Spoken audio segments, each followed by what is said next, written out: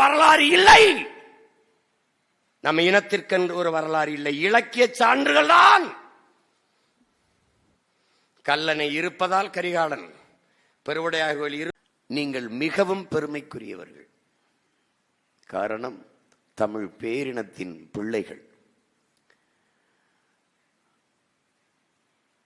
உலக மொழிகளின் தாய்மொழியின் பிள்ளைகள். உலகிற்கு அறிவை கடன் கொடுத்த ஒரு இனத்தின் பிள்ளைகள்.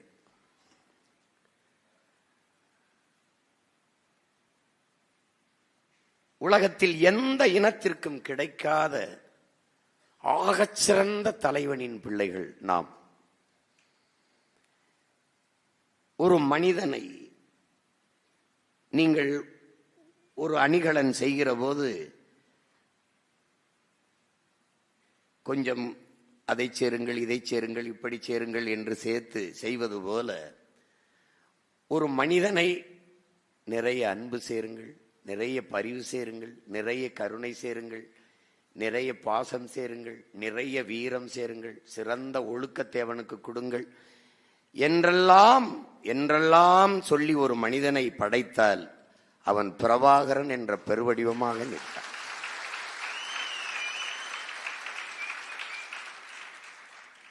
அந்த மகத்தான தலைவனின் மக்கள், பிள்ளைகள் நாம் என்கிற பெருமிதமும் திமிரும் உங்களுக்கு இருக்க வேண்டும். ஏனென்றால் நீங்கள் பொழுதுபோக்கு தளத்தில் உங்களுக்கான தலைவர்களை தேடிய பிள்ளைகள் அல்ல, போராட்ட களத்தில், போர்க்களத்தில் உங்களுக்கான தலைவர்களை தேடிய பிள்ளைகள். அதனால் என் அன்பு பிள்ளைகளே, நீங்களும் நானும் ஒரு அடிமை தேசியனத்தின் பிள்ளைகள் என்பதை நீங்கள் புரிந்து கொள்ள வேண்டும். ஆனால் அம்பேத்கர், ஒருவன் அடிமையாக இருக்கிறான் என்பதை உணர்த்திவிடு, பிறகு அவனே கிளர்ச்சி செய்து போராடுவான் என்கிறார். இப்ப அந்த உணர்த்துதலைத்தான் கடந்த 15 ஆண்டுகளாக நாம் செய்து கொண்டிருக்கிறோம். அதை உணர்ந்ததால் தான் நீங்கள் இன உணர்வும் மான உணர்வும் கொண்டு இந்த இடத்திலே கூடியிருக்கிறீர்கள். ஆம் என் பிள்ளைகளே, நாம் அடிமைகள். நம்ம அன்னை நிலத்திலே, நம் அன்னை தமிழ் அரியணையில் இல்லை. அவள் ஆட்சி மொழி, அதிகார மொழி, பண்பாட்டு மொழி, பயன்பாட்டு மொழி, வழிபாட்டு மொழி, வழக்காட்டு மொழி, ஏட்டு மொழி, நாட்டு மொழி, பேச்சு மொழி, எந்த இடத்திலும் நம் தாய்மொழியில். தாய்மொழியை மறந்து இழந்துவிட்ட இனம் உலக வரலாற்றில் வாழ்ந்ததாக செய்தியில். தாய்மொழியை பத்திரமாக வைத்துக் கொண்டிருந்த நாடுகள் எல்லாம், பாதுகாத்த நாடுகள் எல்லாம் கடுகளவு இருந்தாலும் மலையளவு உயர்ந்து வாழ்ந்திருக்கிறது. தாய்மொழியை அழிய கொடுத்த இனங்கள் மலையளவு இருந்தாலும் கடுகளவு சிறுத்து வீழ்ந்திருக்கிறது. இதுதான் வரலாற்று. தன் தாய் நிலத்தில் தன் தாய்மொழியை கற்க முடியாத நிலையில் தமிழில் பேசினால் மதிப்பு இருக்காது, தமிழில் படித்தால் வேலை இருக்காது, தமிழ் படித்தால் வேலை கிடைக்குமா, சோறு கிடைக்குமா என்கிற நிலை. இதுதான் உலகத்திலே அன்பு பிள்ளைகளே மிக மிக மிக கீழான அடிமை நிலை. உங்களிடத்தில் ஒன்றை பதிவு செய்ய விரும்புகிறேன். நீங்கள் ஒன்றிலிருந்து தொடங்கவில்லை, ஒரு புள்ளியிலிருந்து தொடங்குகிறீர்கள்.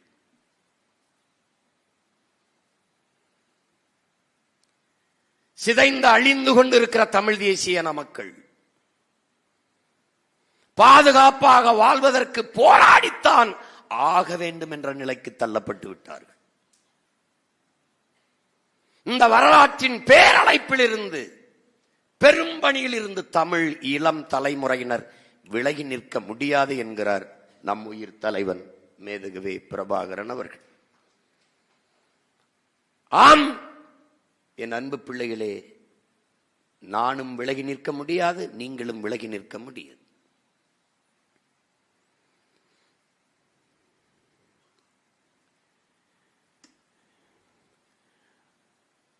உயிரா உரிமையா என்றால் உயிரினும் மேலானது உரிமை.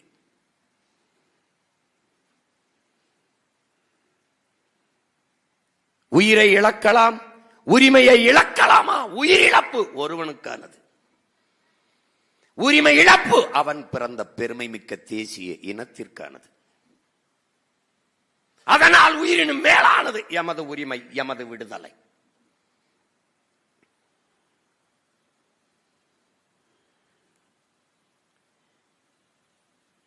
இங்கே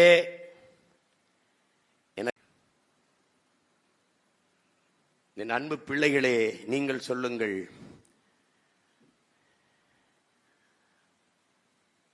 நாங்கள்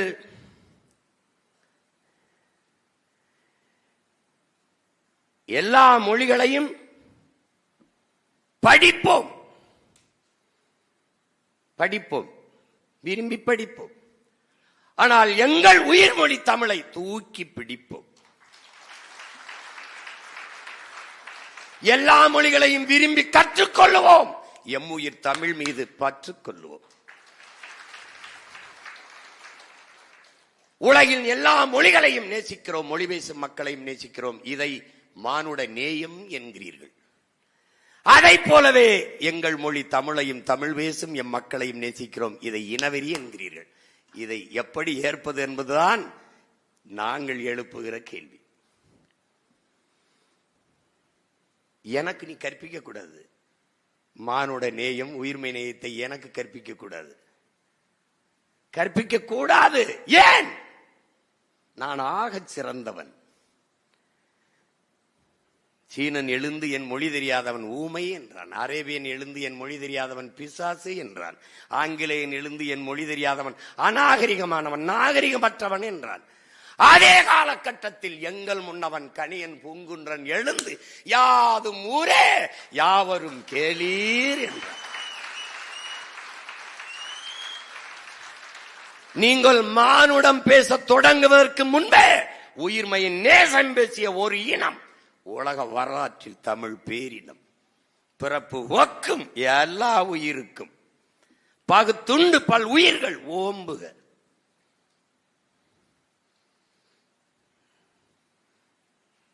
மானுடர்களை மட்டுமல்ல, உலகில் இருக்க எல்லா உயிர்களையும் பேரன்பு கொண்டு நேசித்த ஒரு பெருங்கூட்டம் ஒன்றென்றால் அது தமிழ் பேரினம். எனக்கு கற்பிக்க கூடாது.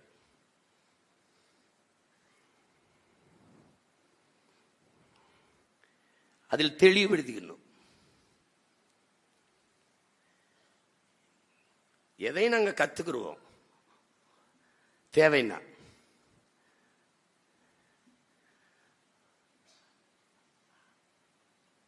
உறக்க சொல்லுங்கள் என் உடன் பிறந்தார்களே, என் அன்பு பிள்ளைகளே, எங்கள் வீடுகளுக்கு எத்தனை ஜன்னல்கள், எத்தனை சாளரங்கள், அத்தனையாக உலக மொழிகளை வைத்துக் கொள்ளுவோம். ஆனால் நுழைவாசலாக இருக்கிற தலைவாசலாக எங்கள் உயிர் மொழி தமிழை வைத்துக் கொள்வோம். ஏன்? பெற்ற தாயை பட்டினி போட்டுவிட்டு எத்தனை ஆயிரம் அன்னதானம் செய்தாலும் எந்த பயனும் வரப்போவது இல்லை. இதுதான் எங்கள் கொள்கை, கோட்பாடு, நிலைப்பாடு.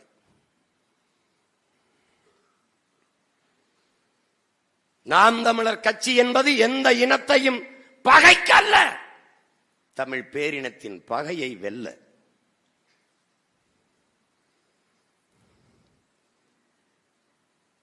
கட்டிய கட்டடத்திற்கு வெள்ளையடிக்க வந்தவர்கள் அல்ல, பழுது நீக்க வந்தவர்கள் அல்ல. அந்த கட்டடத்தை இடித்துவிட்டு புத்தம் புதிதாக ஒரு கட்டடத்தை கட்ட வந்த புரட்சியாளர்கள். ஆள் மாற்றம், ஆட்சி மாற்றத்திற்கு வந்தவர்கள் அல்ல, ஆட்சி முறை மாற்றத்திற்கு வந்தவர்கள். அடிப்படை மாற்றம், அமைப்பு மாற்றத்திற்கு, அரசியல் மாற்றத்திற்கு வந்த புரட்சியவாதிகள். என்ன அமைப்பு? அடிப்படை. என்ன அமைப்பு? அடிப்படை.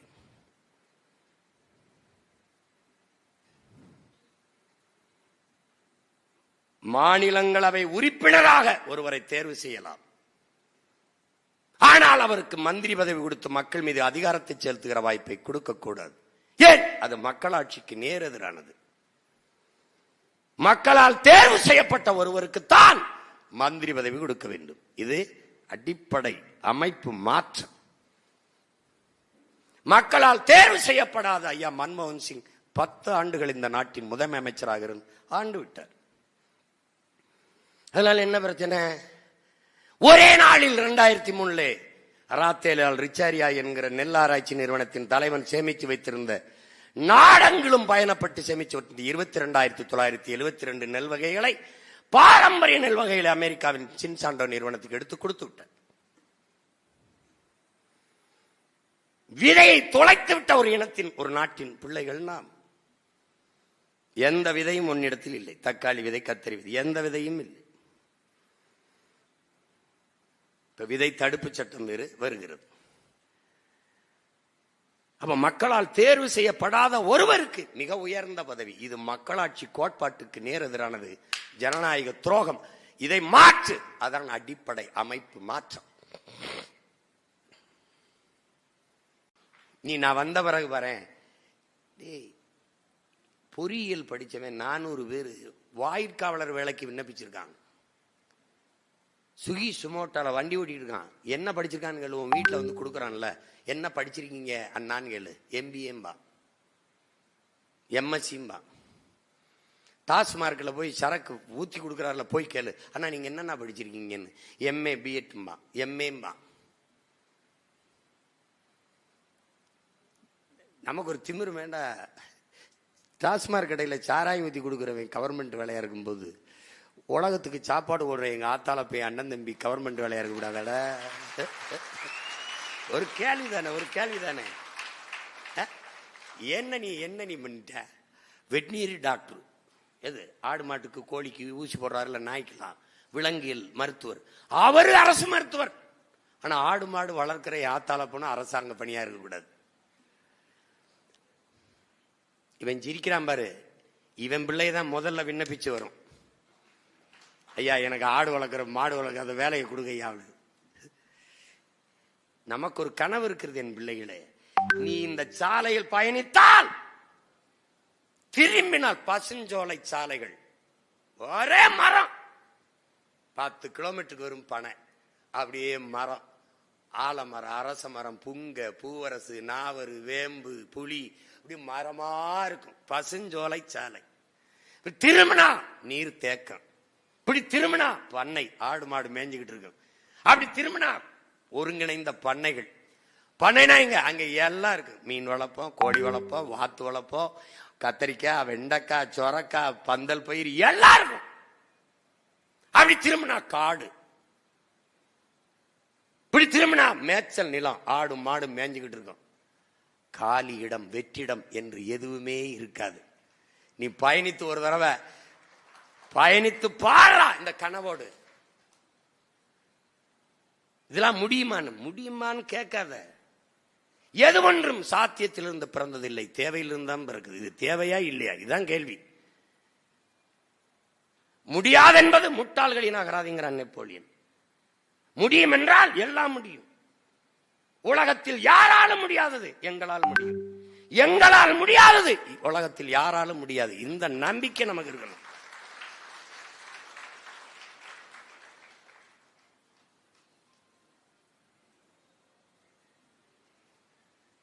திமிரோட இருங்க. பெருங்கனவை கொண்டிருக்கிறோம். நம்ம உலகத்தின் தலை சிறந்த நாடாக நம்ம மாற்றி படைக்க இருக்கிறோம் நம்ம தாய் நிலத்தை. இந்திய பெருநிலத்திற்கே முன்மாதிரியான ஒரு நாடாக தமிழ்நாடு இருக்கும். கல்வியில் சிறந்த நாடு. தென்கொரியாவை முதலிடத்துல, தென்கொரியாவை முந்திக் கொண்டு தமிழ்நாடு இருக்குது. கல்வியின் தரத்துல, மருத்துவத்தில், எல்லாவற்றிலும் ஆகச் சிறந்த நாடாக நம்ம படைக்கிறோம். அது கனவு. யாருடைய கனவு? நம் முன்னவர்கள். யாருடைய கனவு? நமது உயிர் தலைவன். 200 ஆண்டுகளுக்கு பிறகு என் இனம் எப்படி வாழ வேண்டும் என்ற கனவு கொண்டிருந்த ஒரே மகன் தமிழ் பேரினத்தில் நம் உயிர் தலைவன் பிரபாகரன் அவர்கள். அவன் கனவு இப்போது யாரிடத்திலே? யாரிடத்திலே? அவன் மகன் என்னிடத்திலே, என் பிள்ளைகள் உங்களிடத்திலே இருப்பதால் அரசனுக்கு அரசன் அருள்மொழி சோழனும் மகன் அரசேந்திரனும். வரலாறு இல்லை, புனைவு கதைகள், இலக்கிய சான்றுகள், அவ்வளவுதான். என்ன சொல்லுகிறார்? நமக்கென்று வரலாறு இல்லையப்பா, ஆனால் ஒரு இனம் தன் விடுதலைக்கு போராடி செத்தது என்ற வரலாறாவது நமக்கு வரட்டும். எப்படி சொல்றாரு பாருங்க. நாம் சாகலாம், சாதாரணமானவர்கள். சத்தியம் தோற்றதாக சரித்திரத்தில் செய்தி கிடையாது. நாம் தோற்கலாம், சாதாரணமானவர்கள். ஆனால் சத்தியம் தோற்றதாக சரித்திரத்திலே செய்தி கிடையாது. அடுத்து என்ன சொல்றாரு? நாம் உறுதியாக வெல்வோம். ஏன்? நாம் சத்தியத்தின் மக்கள் என்று சொல்றார். அந்த சத்திய தலைவனின் பிள்ளைகள் நாம் என்கிற பெருமிதமும் திமிரும் உங்களுக்கு இருக்கணும். உங்கள் வயதிலே தாய் நிலத்தின் விடுதலைக்காக உயிரியம் செய்தவர்கள் 50,000 மறவர்கள்.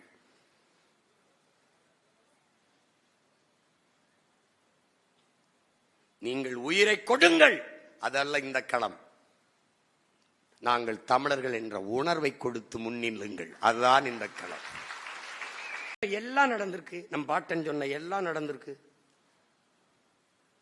நாடு சுதந்திர அடைகிறான். கொடி எந்த மாதிரி இருக்கும்னு தெரியல. அவன் கொடி ஏத்துறான். தாயின் மணிக்கொடி பறக்குது பார், அது தாழ்ந்து பணிந்துல போற்றிட வாரின்னு அவன் கொடி ஏத்திடுறான். மாநிலம் பிரிக்கல, பிரிச்சிடறான். பிரிச்சிடறான். அவன் பிரிக்கிறான். அதுக்கப்புறம் தமிழ்நாடுன்னு பேர் வைக்கலாம், அவன் வச்சிடறான். சொன்னது எல்லாம் நடக்குது.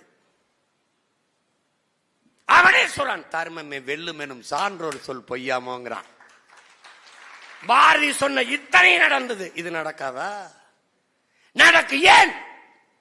தலைவன் சொல்றான், வரலாறு நமக்கு வழிகாட்டுகிறது, சத்தியம் நமக்கு சான்றாக இருக்கிறது. நாம் சத்தியத்தின் பிள்ளைகள், சத்தியமாக ஒரு நாள் வெல்லுவோம்ங்கிறார்.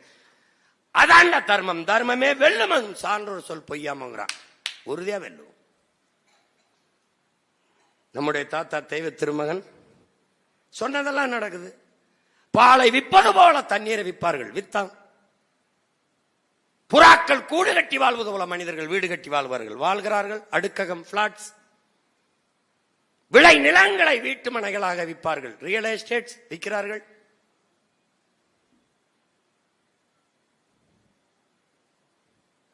இதுவெல்லாம் நடந்திருக்கிறது. நீ ஊமையாக இருக்கிற வரை உன்னை ஜனநாயகவாதி, தேசியவாதி என்பார்கள். நீ உரிமை என்று பேசிவிட்டால் உன்னை தேச துரோகி என்பார்கள். நடக்குதே. இப்ப நாம உரிமை, என் தேசிய இனத்தின் உரிமை என்று பேசும்போது பிரிவினவாதி, தமிழ் சாவனிஸ்ட், செப்பரேட்டிஸ்ட், இன வெறி, செரங்கு சோரி என்றெல்லாம் பேசுகிறார்களே. அவர் சொன்ன எல்லாம் நடக்கிறது. அப்படி என்றால் ஒரு நாள் திருவருள் பெற்ற ஒரு மகன் வருவான். அவன் ஆளுகிற போது என் அன்னை தமிழ் அரியணை ஏறுவாள்.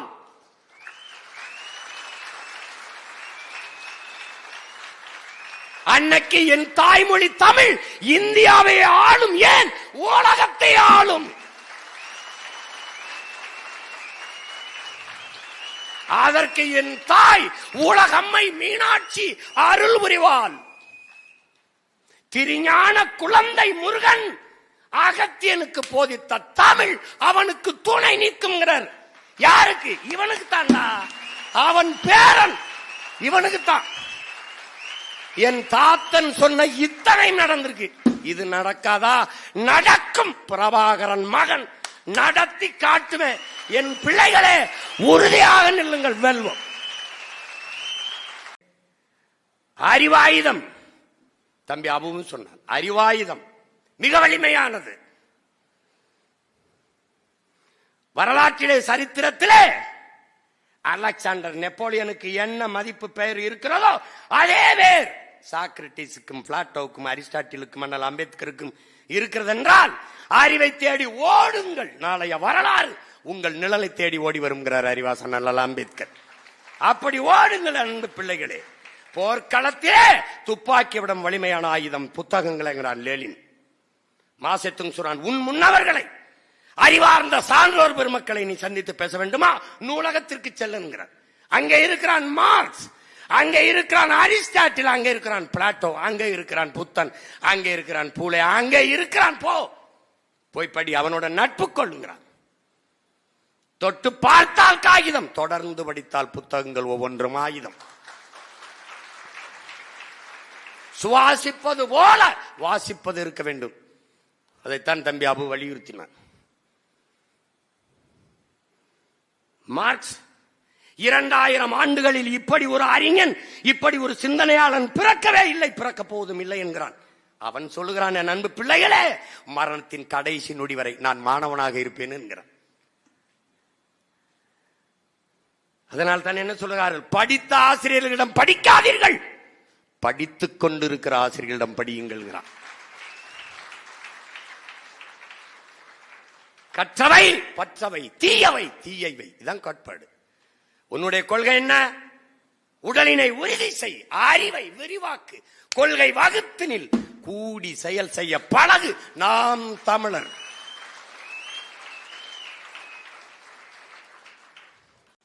வரலாறு என்பது வெறும் வெற்றி சொல்லல என் உடன் பிறந்தார்களே.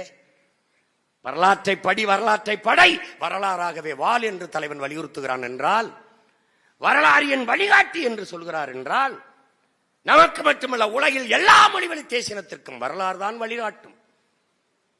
நான் வாழ்ந்தது எங்கே, வீழ்ந்தது எங்கே என்பது தெரியாமல், கடந்த காலம் தெரியாதவனுக்கு நிகழ்காலம் இல்லை, நிகழ்காலம் தெரியாதவனுக்கு எதிர்காலமே இல்லை.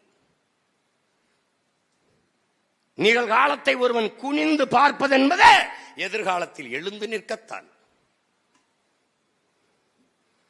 வரலாற்றை பாதுகாத்த எல்லா இனங்களும் உலகத்தில் பத்திரமாக வாழ்கிறதுங்கிறான். நாம் வரலாற்றில் புறக்கணிக்கப்பட்ட இனத்தின் மக்கள். அதனால் என்ன? அதற்கு மன்னர் அம்பேத்கர் சொல்கிறார், வரலாற்றில் புறக்கணிக்கப்பட்ட இனத்தின் மக்கள் ஒரு நாள் தங்களுக்கான வரலாற்றை தாங்களே எழுதுவார்கள் என்று. அப்படி எழுத வந்த இளைய தலைமுறை புரட்சியாளர்கள் நீங்கள் என்பதை என்னுயிர் பிள்ளைகள் நினைவில் வைத்துக் கொள்ள வேண்டும். நீங்கள் உங்களுக்காக உழைக்கிறீர்கள், நீங்கள் பிறந்த பெருமை மிக்க இனத்திற்காக உழைக்கிறீர்கள், நீங்கள் ஆகச் சிறந்தவர்கள். ஜூலியஸ் சீசர் சொல்லுகிறான், அடுத்தவன் எழுந்து உன் தகுதியை அறிவிக்கும் வரை நீ காத்திருக்காதே, நீயே எழுந்து சொல்றார் நான் ஆகச் சிறந்தவன் என்று. ஏன்? நான் தமிழன். என்னை போல மாண்பு கொண்டவன் எவன் உண்டு? உலகில் முதலிலே நாகரிகம் அடைந்து பண்பட்ட இனத்தின் மகன் நான். பிரச்சனை எங்க? அதுதான். உலகிலே முதலிலே நாகரிகம் அடைந்த இனம் போர்க்குணம் அற்று போகுங்கிறார். 13 தலைமுறைக்கு ஒரு முறை மரபணு மாறிவிடுங்கிறார். இந்த மரபணு கூறுகள் மாறிவிடுங்கிறார். மாறிட்டது, அது புதுப்பிக்கல. தமிழ் பேரினம் ஏன் அடிமையானது? ஐயா காப்பாரவாணன் எழுதுறார், தமிழன் ஏன் அடிமையான புத்தகத்தை என் பிள்ளைகள் படிக்கணும். எடுத்தவனே எழுதுறாப்ல, முழுக்க நிமி வாசிக்கணும் அல்ல, அது முன்னாடி எடுத்தவனே எழுதியிருக்காப்ல. தன்னின பகை என்ன பகை? அவன் இந்து, நான் இஸ்லாம், அவன் கிறிஸ்தவன். பகை. ஒரே தாய் பிள்ளைகள், தமிழ் தாயின் பிள்ளைகள். என் மொழி தமிழ், அவன் மொழி தமிழ், அவன் மொழி தமிழ். ஒரே தாயின் பிள்ளைக்குள் பகை. இதை தன்னின பகை. அவன் படையாட்சி, நான் பறையன். அவன் தேவன், நான் தேவேந்திரன். அவன் நாடார், நான் கோனார். அவன் உடையார், நான் முத்தரையர். அவன் பிள்ளை, நான் முதலி. அவன் ஆசாரி, நான் வண்ணான். அவன் வேளார். இப்படி ஒருவனை ஒருவன் தாழ்த்தி வீழ்த்தி, எப்படி? இவர் எழும்போது இவர் அழுத்துவார், இவர் எழும்போது இன்னொருத்தர் தலை அழுத்துவார், அவர் எழும்போது 2 பேரும் சேர்ந்து அழுத்துவார். எவன் எழுவான்? இதற்கு பெயர் என்ன? என்னுடன் பிறந்தவர்களே, என் அன்பு பிள்ளைகளே, இதுதான் தன் இனப்பகை. அடுத்தது, தன்னிடத்தில் இருப்பதை விட பிறரிடத்தில் இருப்பது உயர்ந்தது என்ற இழி சிந்தனை. All the glitters is not gold. மின்னுவதெல்லாம் பொன்னல்ல வெள்ளக்காரனுக்கு. என் இன மக்களுக்கு இக்கரைக்கு அக்கறை பச்சை. என்ன இவன்கிட்ட இருக்கிறத விட அடுத்தவன் இருக்கிறது உயர்ந்தது. தன்னிடத்தில் இருப்பதை விட பிறரிடத்தில் இருப்பது உயர்ந்தது என்ற எளி சிந்தனை. அதனால் வெள்ளையா இருக்கிறவன் பேசுற மொழி உயர்ந்தது. ஒரு கேள்வி, அடுத்தவன் மொழி எனக்கு எப்படி அறிவாகும் என்ற கேள்வி இந்த தமிழ் சமூகத்தில் இதுவரை எழவில்லை. யார் வரும் வரை? உங்கள் முன்னவன் சீமான் வருகிற வரை ஒருவையே கேட்கல.